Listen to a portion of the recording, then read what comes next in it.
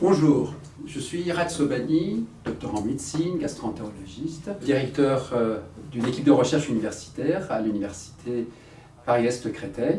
Je dirige également le service hospitalier à l'hôpital Henri-Mondor. Vous le savez tous, notre environnement change depuis maintenant quelques années, mais en tant que médecin, je peux témoigner que les maladies changent aussi, non seulement dans leur fréquence, mais également dans leur mode d'expression, dans leur mode de présentation.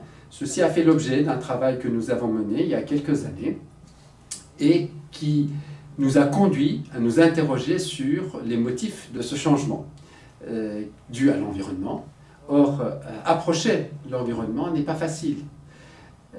C'est pourquoi nous avons décidé, il y a une dizaine d'années, de focaliser nos travaux de recherche sur le contenu de l'organe que nous prenons en charge, qui est le côlon, la maladie que nous prenons en charge, le cancer du côlon, et nous avons postulé que l'analyse des déchets que nous avons dans notre intestin, qui pour la moitié est composé des micro-organismes et pour l'autre moitié des résidus alimentaires, pouvait nous permettre d'avoir des informations beaucoup plus importantes que si on étudiait uniquement nos cellules qui composent notre organisme. La deuxième raison, c'est que 100 à 150 fois plus de micro-organismes sont dans notre corps que les cellules qui nous composent.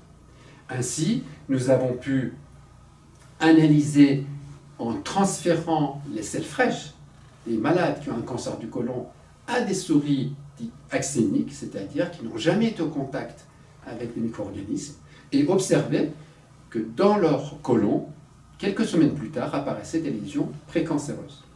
Afin de voir qu'est-ce qui déterminait cette apparition de lésions précancéreuses, nous avons analysé l'ADN de la muqueuse colique de ces animaux et avons observé que ce n'est pas tant la structure de l'ADN qui est modifiée, mais la fonction de l'ADN. En d'autres termes, ce n'est pas la génétique qui est en cause, mais l'épigénétique qui est en cause.